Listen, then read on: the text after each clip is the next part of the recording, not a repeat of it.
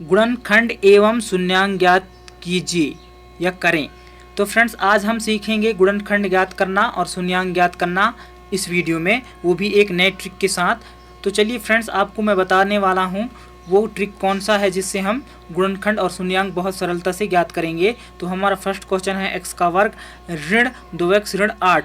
तो फ्रेंड्स क्या करना होता है, जो ये बीच का अंक होता है उसको तोड़ने के लिए कोई दो अंक लेते हैं अपने इच्छा अनुसार, और वो भी कैसे अंक हो कि उन दोनों अंकों को जोड़ें तो ये बीच का अंक प्राप्त होना चाहिए। जैसे कि यहाँ पे 2 है तो 2 प्राप्त होना चाहिए, या फिर घटाएं तो बीच का अंक प्राप्त होना चाहिए। और अगर बीच का अंक प्राप्त हो गया उन दोनों अंकों से जोड़ने या घटाने पर, तो उन्हीं दो अंकों को गुणा करने पर लास्ट का अंक प्राप्त होना चाहिए, जैसे कि यहाँ पे 8 है। तो चलिए ये सब ढूंढते ढूंढते हम हो जाते हैं परेशान कि वह दो अंक कौन है। तो उसके लिए हम क्या करें, हम लास्ट का जो अंक होता है उसको हम 2 से भाग दे देते हैं, तो हमें वो 2 अंक प्राप्त हो जाते हैं, मिल जाते हैं। तो यहाँ पे मैंने 8 भागी 2 किया है, 2 से भाग दें तो 2 चौको 8, 8 जो है 2 से पूर्णतः कट गया है। अब हमको वह 2 अंक मिल गए, तो क्या करेंगे, इन दोनों के बीच में जोड़ेंगे सबसे पहले। तो जोड़ के देखते हैं, 2 और 4 क्या होगा, 6 होगा। 6 तो बीच का अंक नहीं है, यहाँ पे तो 2 है। तो क्या करेंगे, इन दोनों के बीच में घटाएंगे। तो घटा के देखिए 4 में 2 घटाएंगे तो कितना बचेगा, 2, जो कि यहाँ पे है। अब इन दोनों क्या करने के लिए बोला था मैं, गुणा करने के लिए। तो दोनों गुणा कीजिए, तो 4 दूना 8, जो लास्ट का अंक मिलना चाहिए तो मिल रहा है। अब यहाँ पे हमें क्या करना है, अब अपने से चिन्ह लगाना है। तो इसमें रहेगा क्या, धन, और इसमें रहेगा ऋण, क्योंकि हमारी जो यहाँ पे संख्या है वो ऋणात्मक है। तो बड़ी संख्या ऋणात्मक होनी चाहिए और छोटी संख्या धनात्मक। तो धन ऋण का ऋण आपस में घट जाएगा, और इसके साथ x है तो यहाँ पे भी x और यहाँ पे भी x हो जाएगा। तो चलिए अब लिख लेते हैं। तो क्या लिखेंगे, ये x का वर्ग है तो x का वर्ग धन 2x, ये वाला धन 2x और ऋण 4x और ऋण 8। तो 2 जो है इसके स्थान पे ऋण 2x के स्थान पे हमने धन 2x और ऋण 4x लिख लिया, क्योंकि ऋण 4 में 2 घटाएंगे तो बचेगा ऋण 2x, और इन दोनों गुणा करेंगे तो आएगा 8, 4 दूना 8 आएगा, है ना। इस तरह से अब यहाँ से हम ले लेते हैं कॉमा, तो यहाँ से भी x निकालेंगे और यहाँ से भी x निकालेंगे।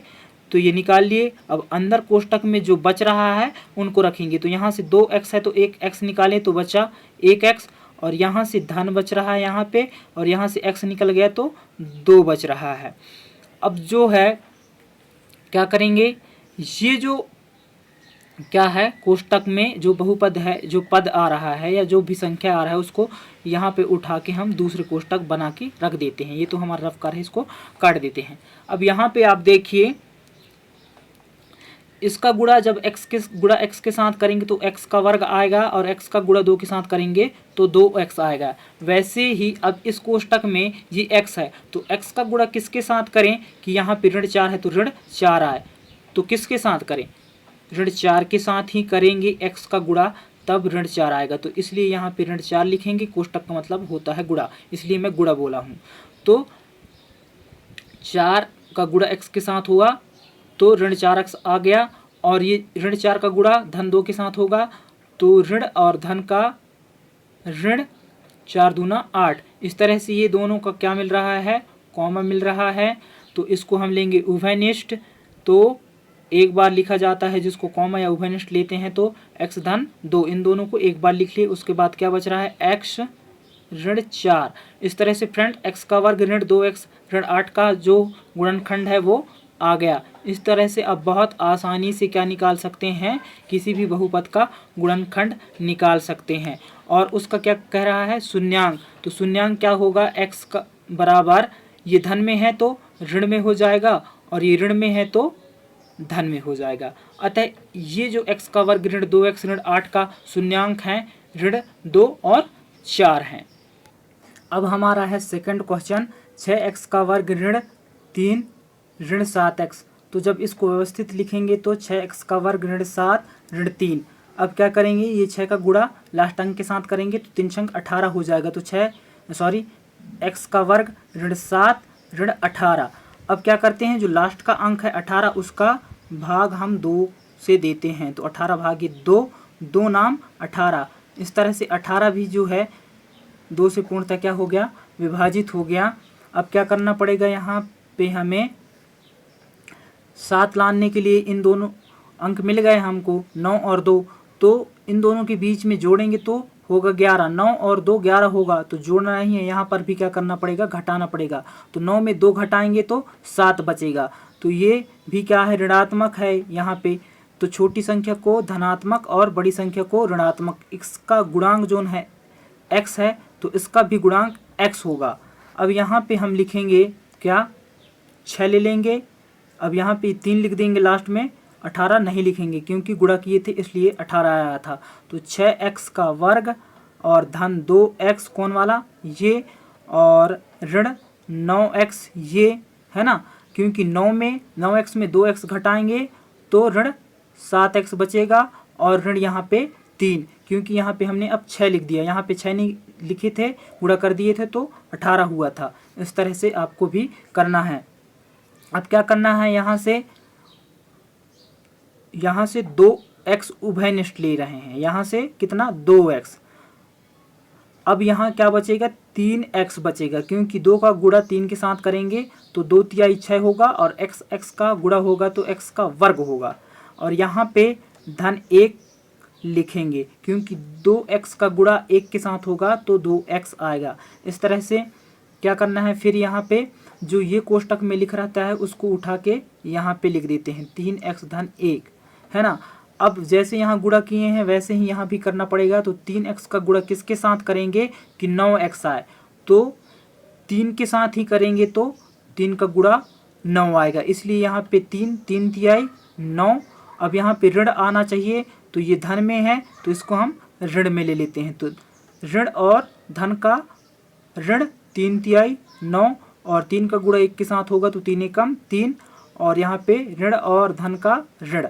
इस तरह से ये दोनों क्या हैं, कॉमा हैं, एक जैसे हैं, तो उभयनिष्ठ ले लेते हैं यहाँ पर।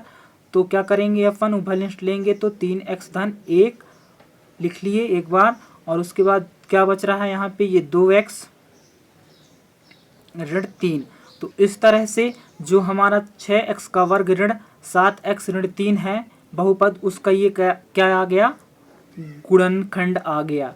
अब हमको क्या निकालना है, इसका शून्यांक। तो यहाँ पे 3x बराबर, ये धन में है तो ऋण 1, अभी ये नहीं निकला है शून्यांक क्योंकि यहाँ पे 3 है, तो डायरेक्ट x बराबर क्या हो जाएगा, ऋण 1/3। तो ये हो गया पहला शून्यांक ये वाली बहुपद का। और दूसरा शून्यांक क्या होगा, दूसरा शून्यांक 2x बराबर, यहाँ पे देखिए ऋण में है तो ये हो जाएगा धन में। अब यहाँ से x का मान निकालेंगे तो x बराबर 3 ये वाला 2। तो इस तरह से पहला शून्यांक हो गया ऋण 1/3, और दूसरा शून्यांक हो गया 3/2।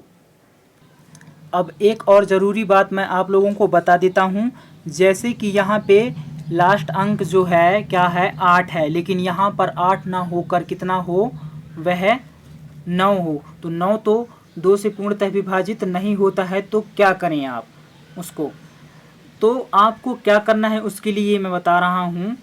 2 से लेकर 9 तक उस संख्या को भाग दीजिए। जैसे कि यहाँ पे एक और प्रश्न ले लेता हूँ, यहाँ पे देखिए मैंने ले लिया है x का वर्ग धन x ऋण 42। ये कंपटीशन एग्जाम्स में पूछा गया प्रश्न है, तो आप ध्यान से देखिएगा।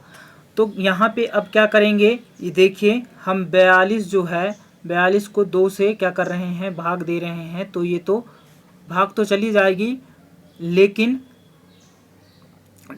2 का पहाड़ा हम जब कितने बार पढ़ेंगे, 21 बार पढ़ेंगे तब जाने वाली है। तो ये बहुत ज़्यादा बार पढ़ रहे हैं तब जा रहे हैं। 2 का पहाड़ा कितने बार पढ़ना चाहिए, सिर्फ और सिर्फ 10 बार ही पढ़ें, और उसका 9 बार ही या 10 बार ही पढ़ें अधिकतम, तब ही ये पूरी तरह से क्या हो जाना चाहिए, भाग चला जाना चाहिए। लेकिन यहाँ पे ऐसा नहीं हो रहा है, इसलिए ये 2 से नहीं कटेगा। तो इसीलिए मैं आपको बताया हूँ कि 2 से 9 तक आपको उस संख्या को, जो लास्ट का अंक है यहाँ पे, उसको क्या करना है, भाग देना है। तो हम चलो 42 को अब किससे भाग देते हैं, 3 से। तो 3 से भी अगर हम भाग दे रहे हैं तो ये क्या होगा, 3 एकम 3, और इस तरह से यहाँ 1 बचा और बच गया 2। तो फिर क्या आया, 3 चौको 12, तो 3 का पहाड़ा जब हम 14 बार पढ़ेंगे तो क्या होगा, ये 42 आएगा, जो कि हमें कितने बार पढ़ना है, न्यूनतम 2 बार, अधिकतम मतलब 9 या 10 बार। तो यहाँ पे तो 12 बार या 14 बार पढ़ रहे हैं तब आ रहा है, इसलिए ये भी क्या होगा, गलत होगा।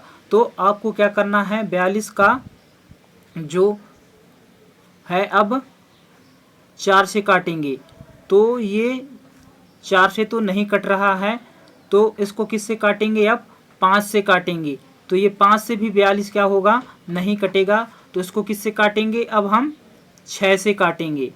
तो 6 से काट के देखिए, 6 छंग 36, 6 7 42। इस तरह से अब देखिए 6 का पहाड़ा 7 ही बार पढ़े हैं और अधिकतम हमें 9 बार पढ़ना चाहिए।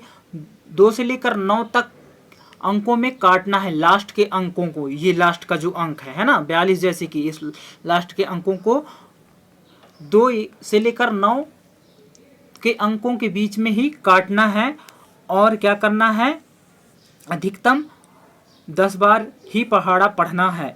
तो यहाँ पे हम 6 के 7 बार ही पहाड़ा पढ़े हैं और ये 42, 6 छंग 36, 6 7 42 पूर्णतः क्या हो रहा है, विभाजित हो गया है।